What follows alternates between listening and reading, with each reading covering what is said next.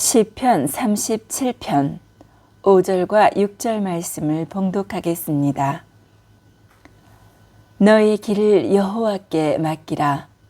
저를 의지하면 저가 이루시고 내 의를 빛같이 나타내시며 내 공의를 정오의 빛같이 하시리로다. 하나님께 맡기라, 이런 제목으로 말씀을 드리겠습니다. 제가 어릴 적에 국민학생일 때에 TV 채널이 많지가 않았어요. 3개인가 정도 있었습니다. 그런데 채널을 계속 아래로 돌리다 보면은 AFKN이라는 미군 방송이 나왔습니다. 근데 그 채널을 정상적으로 수신하는 그런 상태가 아니니까 화면이 다른 채널들에 비해서 별로 안 좋았어요. 좀 지지직하고 자글자글한 화면을 봤습니다. 소리는 잘 나오더란 말이에요. 그래서 제가 볼만했습니다. 제가 종종 AFKN을 그렇게 봤는데, 요즘에는 초등학교가 토요일에 수업 안 하죠. 근데 제가 국민학교 시절에 당연히 토요일에도 수업을 했고요. 점심은 안 먹고서 일찍 이제 점심 무렵에 학교가 끝나고 이제 집에 돌아옵니다. 그러면은 집에 와가지고 AFKN을 딱 틀면은요, 재밌는 게 있어요. 프로레슬링을 했습니다. 그 시절에 80년대 또 90년대 초반 그 시절에 프로레슬링이 미국에서 최전성기였습니다. 그래서 그 프로레슬링 굉장히 재밌더라고요. 그런데 이 프로레슬링은 사실 스포츠가 아닙니다. 다 짜놓고 하는 거예요. 각본을 미리 짜놓고서는 결과까지도 정해놓고서 연기자들이 연기하는 겁니다. 근데 연기자들이 운동 능력이 아주 탁월한, 덩치도 큰 그런 사람들인 거죠. 다 배우들이에요.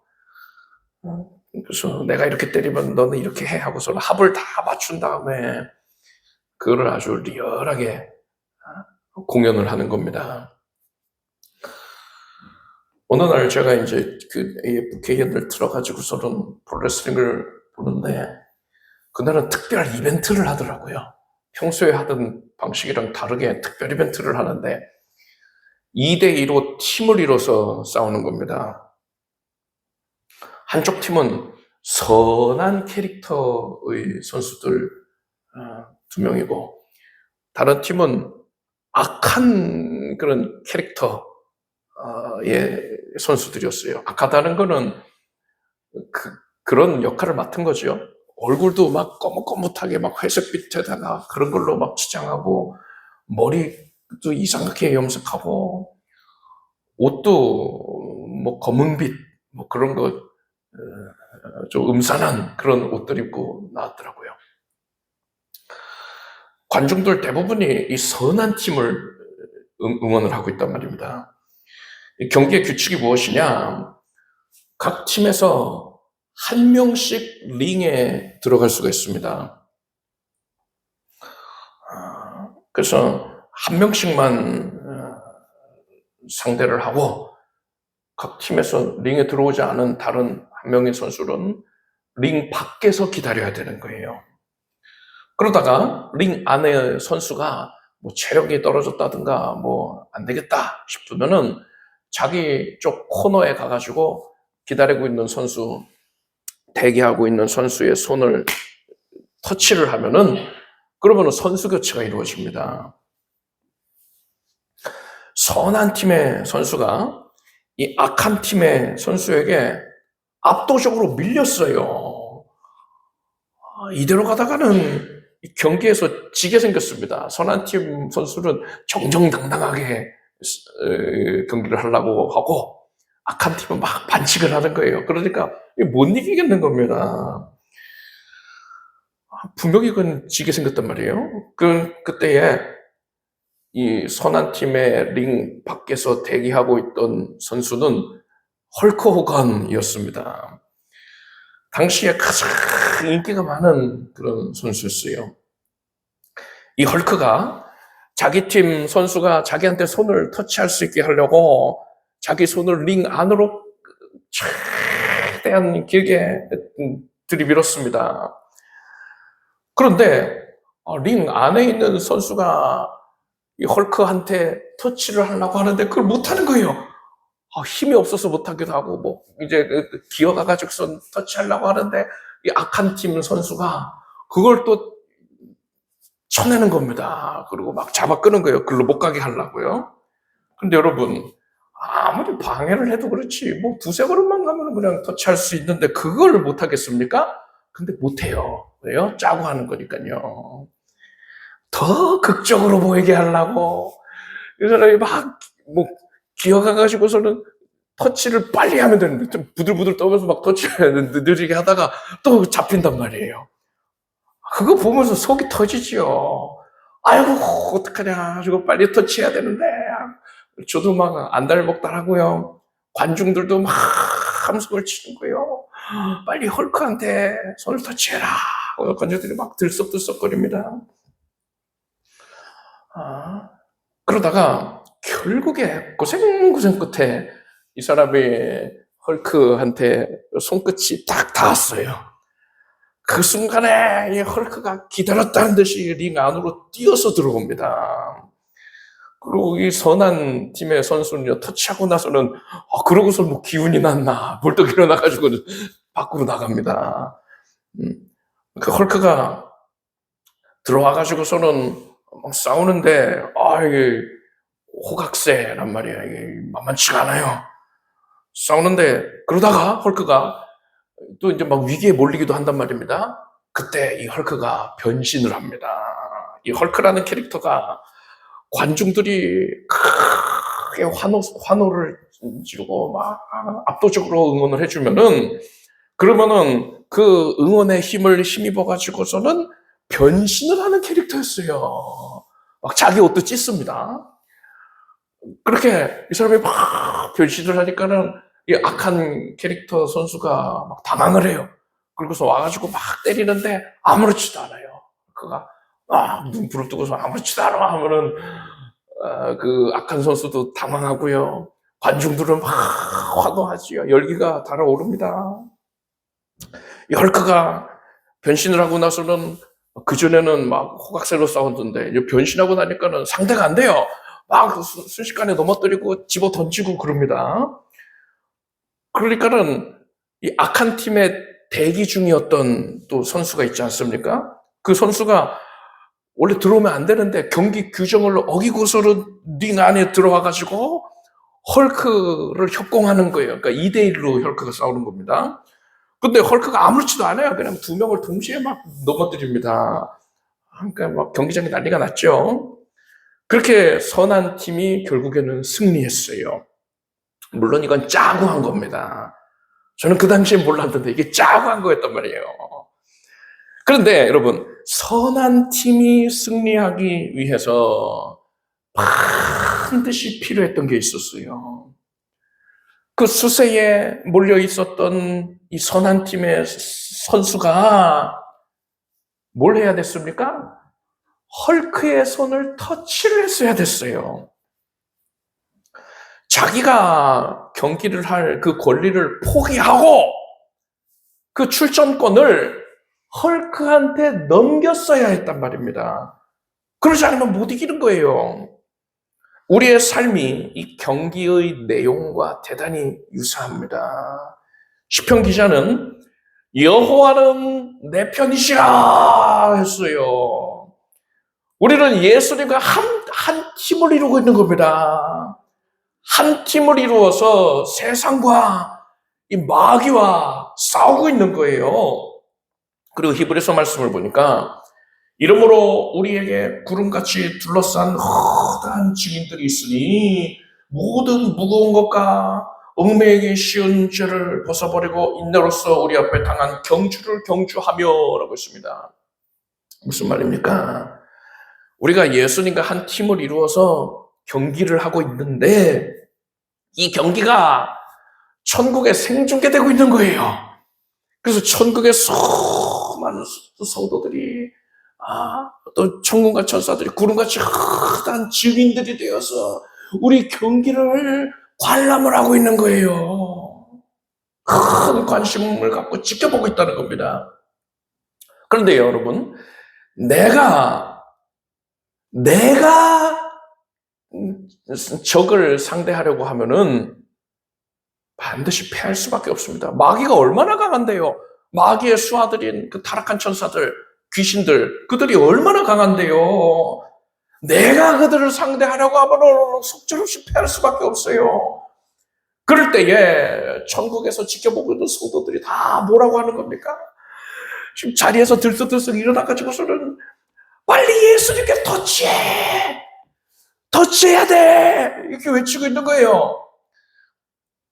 그래서 내가 손을 터치해서 이제 예수님과 선수 교체가 이루어지게 되면은요, 그럼 예수님께서 강한 용사, 힘 있는 장수, 예수 그리스도가 들어오셔가지고, 호각새로 싸우고 이런 거 아니에요.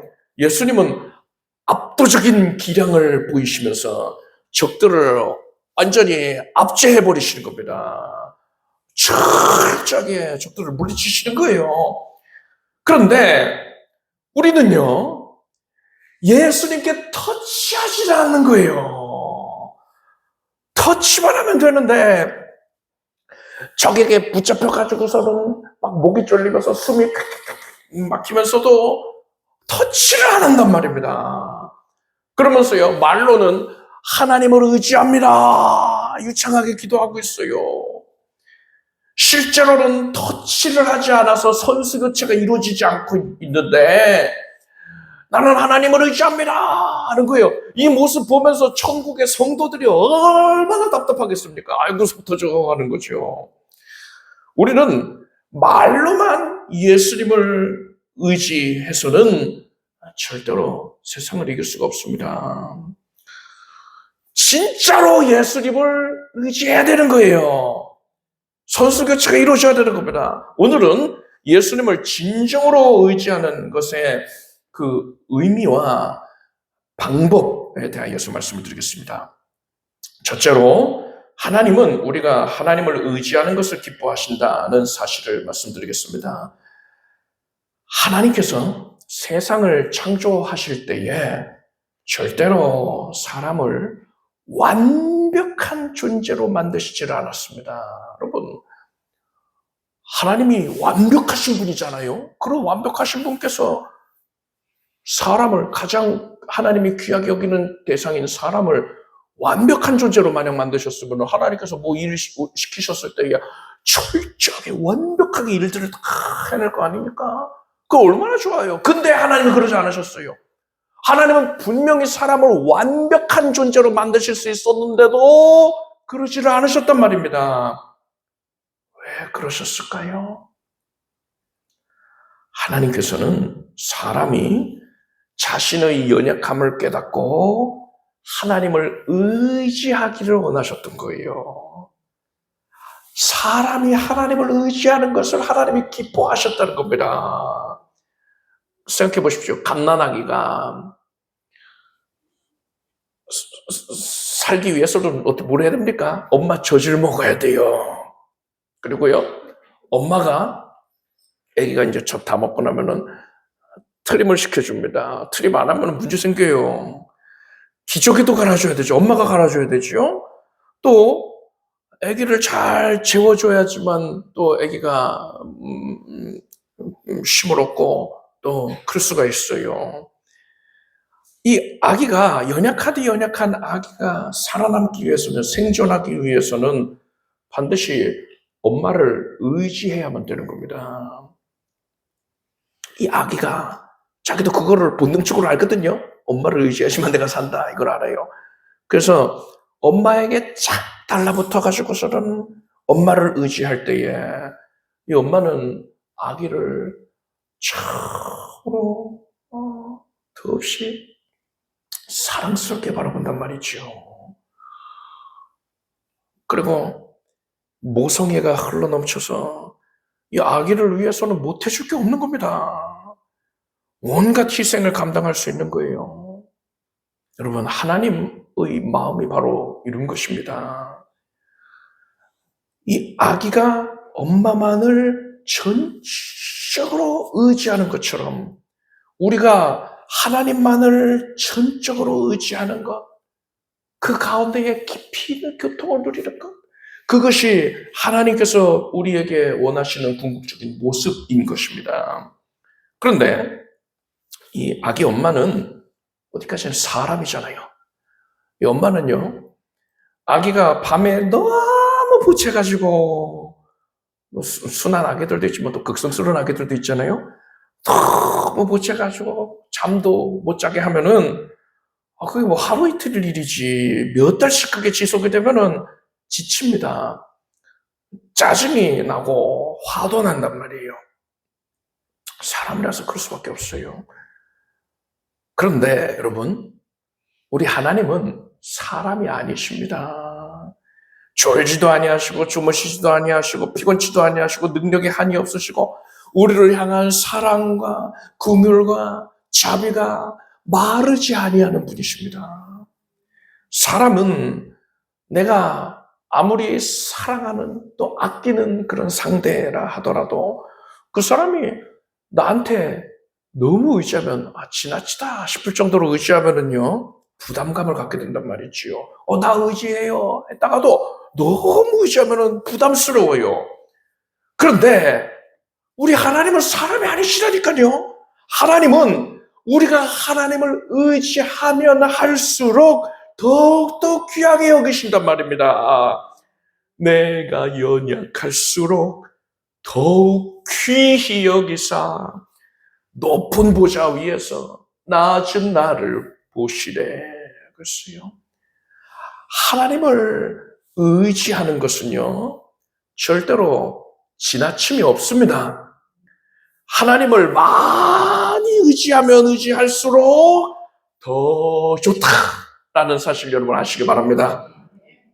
두 번째로, 하나님께서 우리가 하나님을 의지할 수밖에 없도록 역사하신다는 사실을 말씀드리겠습니다. 창세기에 나오는 족장들 중에 야곱이 있습니다. 하나님께서 야곱의 어머니인 리브가가 잉태하였을 때 이제 쌍둥이를 잉태했거든요. 에서와 야곱 이 쌍둥이를 잉태했는데 그때 이 리브가에게 마지인 에서 말고 동생인 이 야곱을 영적인 장자로 삼겠다라고 분명히 계시해 주셨어요. 리브가도 알고 그 남편 이삭도 아는 바이고 아들인 그렇게 태어난 야곱도 당연히 이 내용을 아는 겁니다. 하나님께서 분명히 야곱을 영적인 장자로 삼으시기로 작정을 하셨으니까요. 야곱은 하나님의 때와 방법을 신뢰하고 의지하면 되었던 겁니다. 기다렸어야 돼요. 그런데 야곱이 무슨 짓을 했습니까? 야곱은 자기 지혜와 자기 능력으로 장자권을 얻기 위하여서 형 에서에게 팥죽 한 그릇으로 장자권을 사오고자 했습니다. 또 아버지 이삭을 속여서 장자의 축복을 가로챘어요. 그럴 필요 없는데 하나님이 이미 정하셨으니까 하나님께서 가장 선하게 문제가 없는 방법으로 이루실 텐데 야곱이 그걸 기다리지를 못하고 자기 꾀로 일을 그르쳤단 말입니다. 그래서 형 에서가 크게 격분합니다. 야곱을 죽이고자 했어요. 그래서 야곱이 에서를 피해서 20년 동안이나 밧다나람으로 도피해 있었습니다. 그리고 20년이 지나서 이제 집으로 돌아오는 길이었습니다. 야곱이 돌아온다는 소식을 들은 형 에서가 400인을 거느리고서 달려왔어요. 야곱을 죽이려고 하는 겁니다. 20년이 지났는데도 아직 화가 누그러지질 않았던 거예요. 야곱은 이 에서의 분노를 잠재우기 위해서 선물을 보냅니다. 선물을 보내는데 짐승 떼를, 큰 무리를 한 번에 보낸 게 아니라 여러 조각으로 나눠가지고서는 보냈어요. 선물 받고 또 받고 또 받고 하게 하려고. 그러면은 화가 사그라들지 않을까, 이런 생각한 거죠.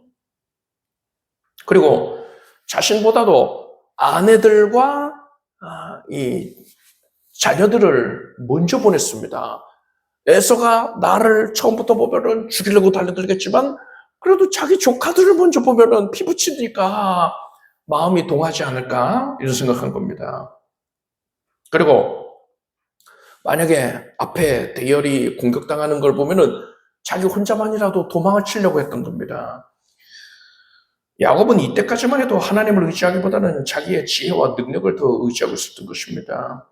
그때에 하나님께서 야곱에게 찾아오셨어요. 뭐 천사라고 표현이 된 내용들도 있지만, 야곱이 내가 하나님을 배웠으나 죽지 아니하였다, 이렇게 말한 것을 볼 때에 하나님이 오신 게 맞아요.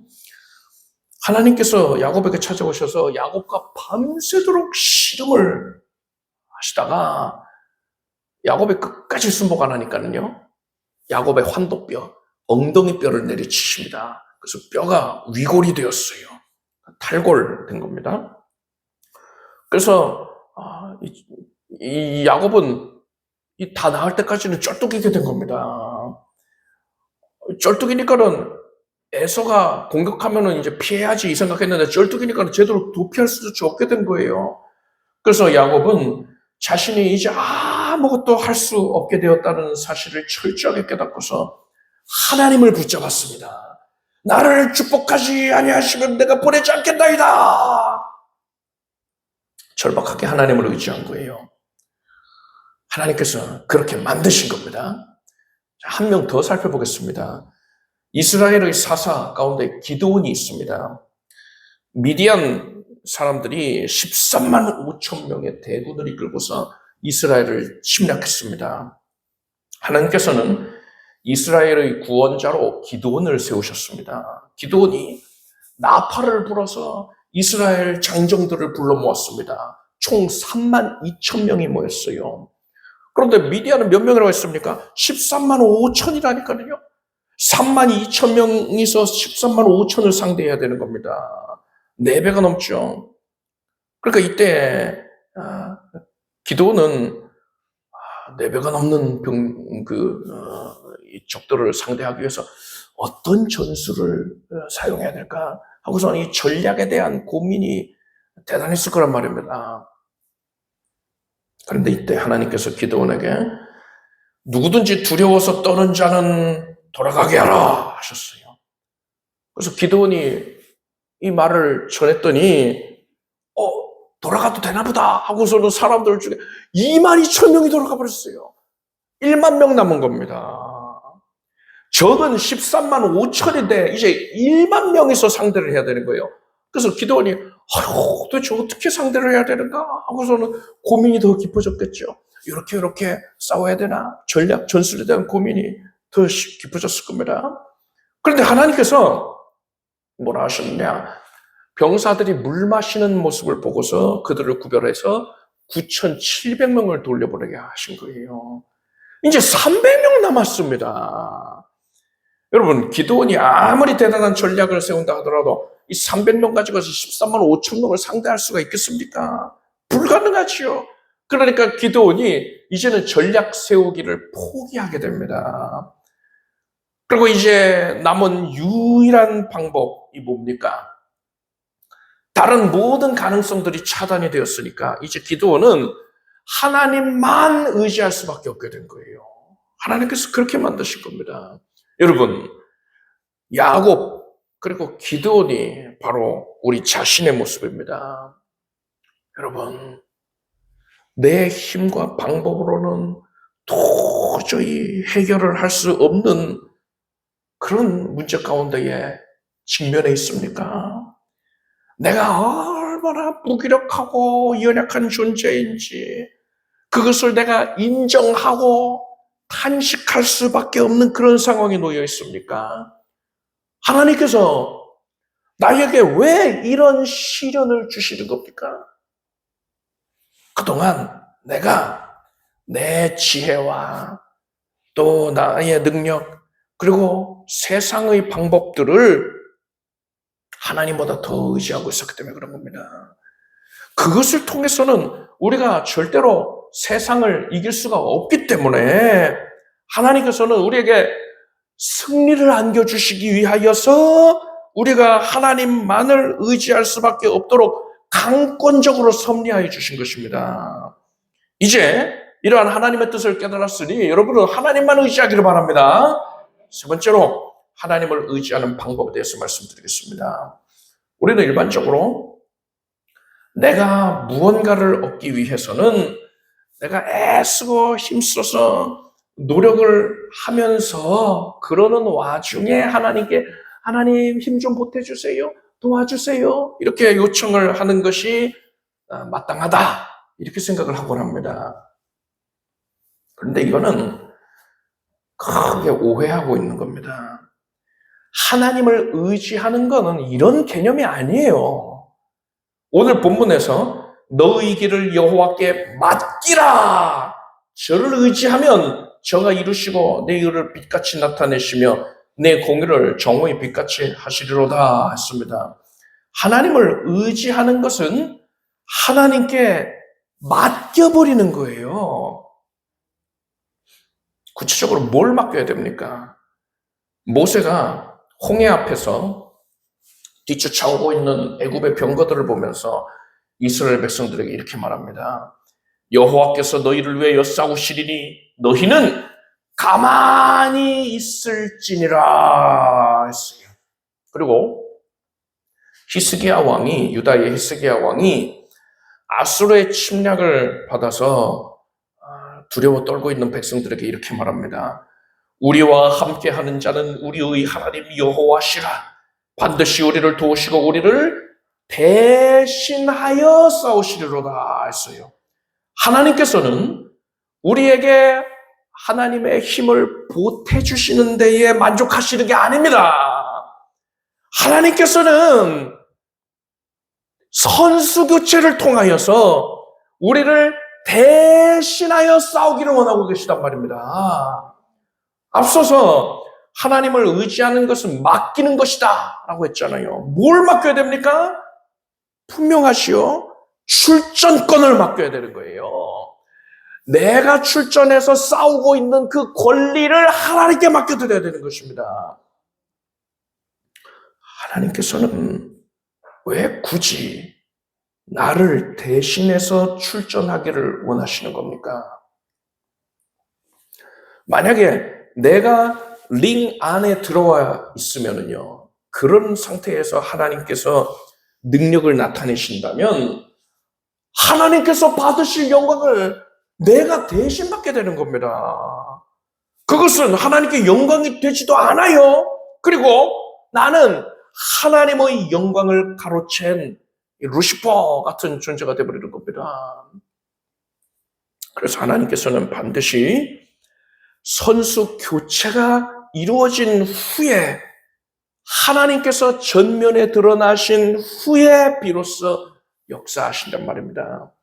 그래서 우리에게 너의 출전권을 나에게 맡겨라, 나에게 다오 하시는 거예요. 따라서 우리가 할 일은 뭡니까? 예수님의 손을 터치함으로써 내가 출전할 권리를 예수님께 내어드리는 것뿐입니다. 그렇게 우리가 예수님의 손을 터치했으면요, 이제 뭐 해야 됩니까? 더 이상은 링 안에 머물러 있으면 안 돼요. 경기 운영에 미련을 가졌어도 안 됩니다. 하나님께서 이제 모든 것이 합력하여 선을 이루어 주실 것을 확신하고서 나는 링 밖으로 빠져나와야 돼요. 빠져나와서 뭐 합니까? 천국의 성도들이 관람하고 있다고 했잖아요. 그들과 마찬가지로 나 역시도 이제는 예수께서 이루시는 일을 관람하면 되는 거예요. 응원하면 되는 겁니다. 여러분, 여기서 출전권이라는 것은 나의 삶의 주권을 의미합니다. 주권을 맡긴다라는 것은 내 삶의 주인이 더 이상 내가 아니라 하나님이시다라는 것을 고백하는 거예요.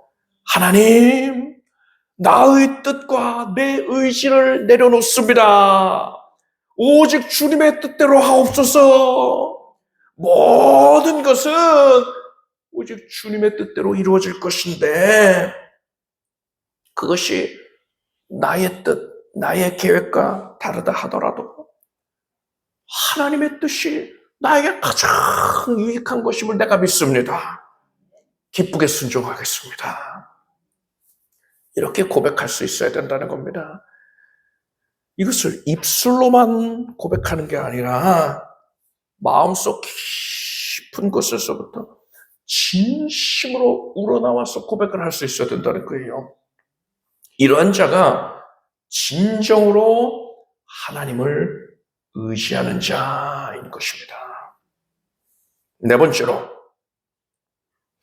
하나님을 의지하면 어떤 결과를 얻게 되는가에 대해 말씀드리겠습니다. 야곱은 환도뼈가 위골이 되고 나서 모든 걸 내려놨어요.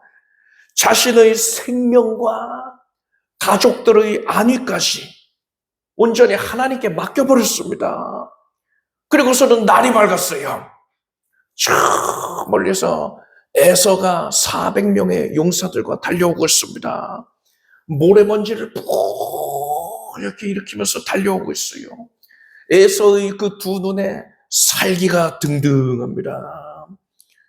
그런데 바로 이때에 에서와 야곱이 처음 마주치는 바로 그 순간에 에서의 마음속에 이루 말할 수 없는 막대한 양의 긍휼이 흘러들어왔습니다. 야곱이 황도뼈가 유골돼가지고 쩔뚝쩔뚝거리고 있지 않습니까? 그 모습을 보니까 너무나도 안쓰러워서 에서가 어찌할 바를 모르겠는 거예요. 창세기 말씀 보니까 에서가 달려와서 그를 맞아서 안고 목을 어긋맡기고 그와 입 맞추고 피차우니라 했어요. 하나님께서 에서의 마음을 감동시키셔서 야곱을 향하였던 그 원망과 갈등을 일순간에 사라져버리게 하신 것입니다. 기드온은 어떻습니까? 기드온과 이 300인의 용사들, 사람들도요, 모든 걸 다 내려놨어요.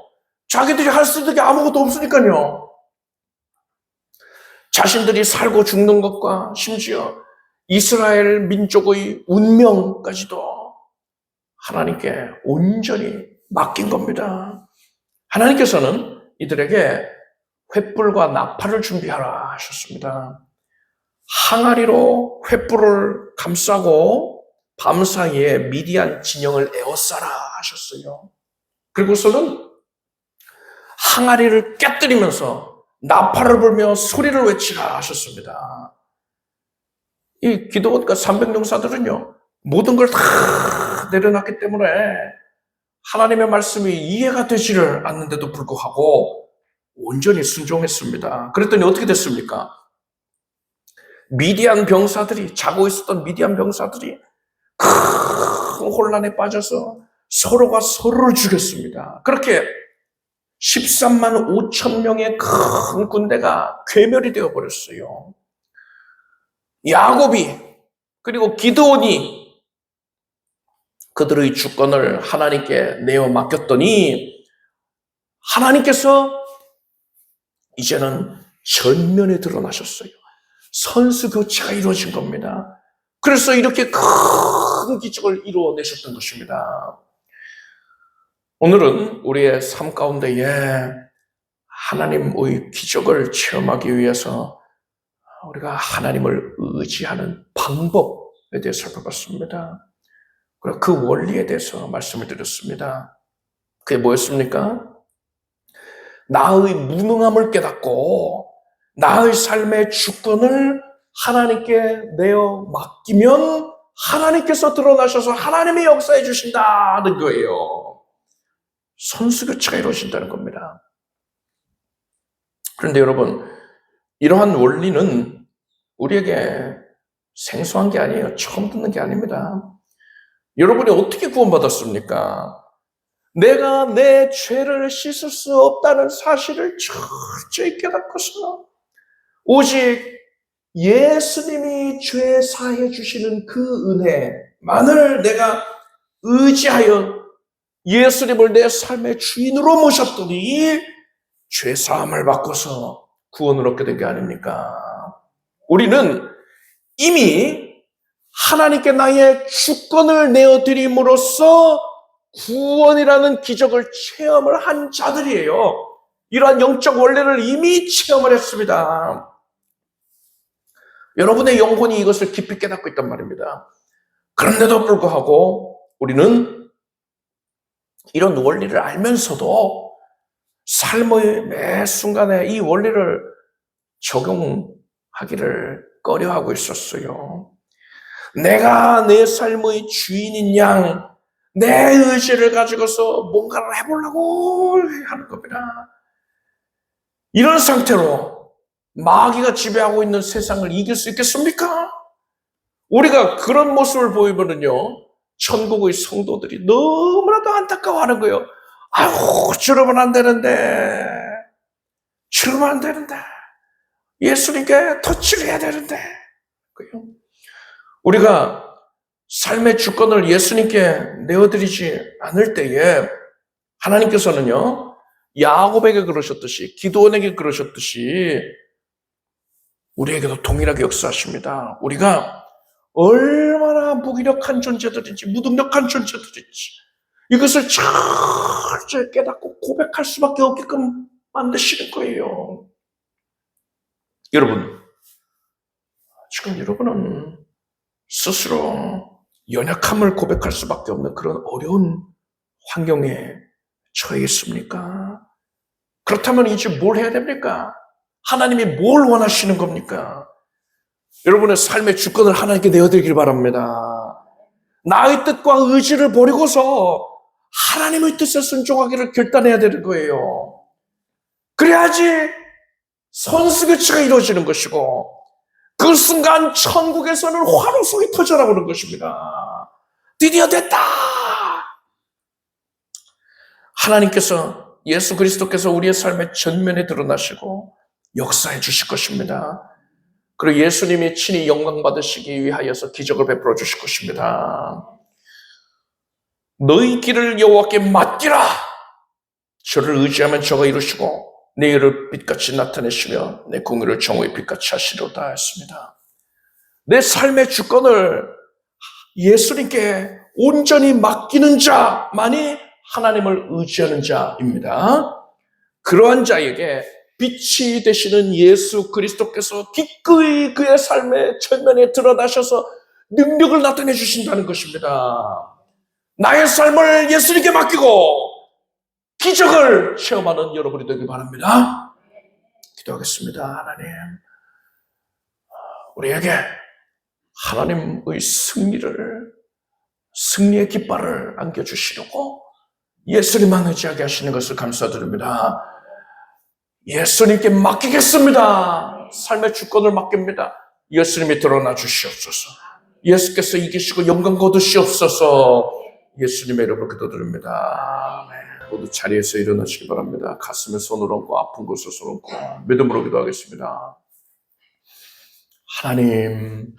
하나님께서 지금 사랑하는 주의 자녀들을 돌아보시고 성령의 은혜를, 충만한 은혜를 지금 풍성히 허락해 주시는 것을 감사드립니다. 이 예배에 함께하고 있는 모든 사랑하는 주의 자녀들이 지금 예수 그리스도를 향한 믿음이 견고하여지고 사랑이 간절하여지고 예수님께 삶 전체를 내어드리고자 작정된 심령이 되어서 예수 그리스도를 기쁘시게 하여 주시옵소서. 예수님께서 이제 우리의 삶의 전면에 드러나시는 것을 봅니다. 연약한 심령을 어루만지시옵소서. 우울증이 사라질지어다. 두려움이 사라져라. 모든 근심과 염려를 주께 다 맡겨버리고 자유를 드릴지어다. 이제는 평안할지어다. 심령에 세상이 줄 수 없는 안식과 평안이 솟아납니다. 연약한 육신을 어루만져 주시니 감사합니다. 예수 그리스도의 능력으로 말미암아 기이한 표적 가운데 고침을 받았습니다. 예수께서 암세포까지 없이 하셨고 모든 후유증과 연약을 다 제하셨으며 하나님의 은혜로 눌려있던 신경은 지금 정상이 되었고 온몸 각기관이 오장육부가 예수를 깨끗게 되었느니라. 예수 그리스도께서 고치셨으니 나음을 받았으니 이제 그것을 확인하고 영광을 올릴지어다. 하나님께서 하신 것입니다. 하나님만 영광 받으시옵소서. 온 몸의 수치와 수치들이 다 정상이 되고 이제는 샘이 넘쳐서 하나님의 일을 감당하는 데 어려움이 없습니다. 병상에 있는 성도들이 자리를 털고 일어나게 될지어다. 하나님께서 주의 백성들의 삶의 전 영역을 지금 성령으로 둘러 덮으시옵고 성령의 손길에 의해서 주장되게 하여 주시옵소서. 모든 문제들이 어려움의 제목들이 변하여서 이제는 기쁨과 감사와 영광 올릴 제목이 되었느니라. 믿음으로 문제를 집어삼킴으로써 이제는 축복이 된 것을 확인할지어다.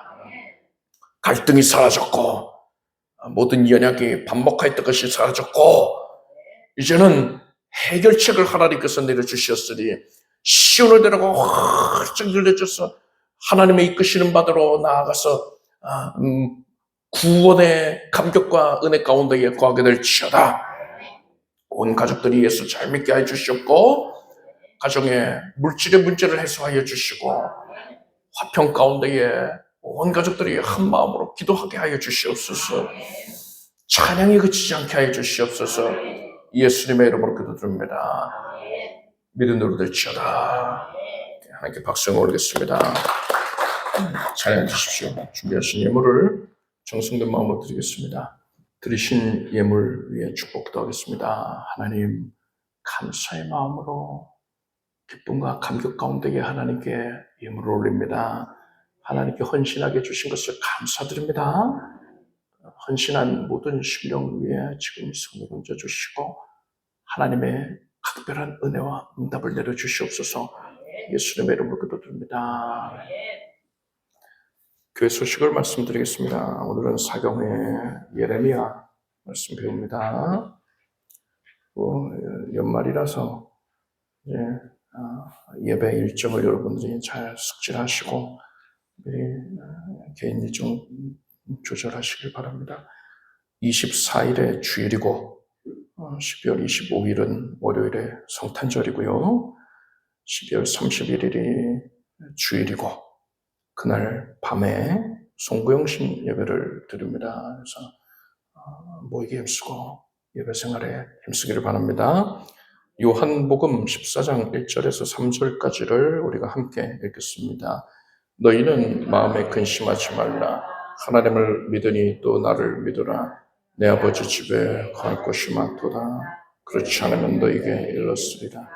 내가 너희를 위하여 처소를 예배로 가노니 그래서 너희를 위하여 처소를 예비하면 내가 다시 와서 너희를 내게로 영접하여 나 있는 곳에 너희도 있게 하리라. 이번 주간에는 역대상 말씀을 읽으시길 바랍니다. 우리 주 예수 그리스도의 무한하신 은혜와 하나님 아버지의 사랑과 성령님의 교통하심이 예수 그리스도의 삶의 주권을 온전히 내어드리기를 힘쓰는 살아가는 주의 자녀들 위해 영원토록 함께 없시기를 축원합니다.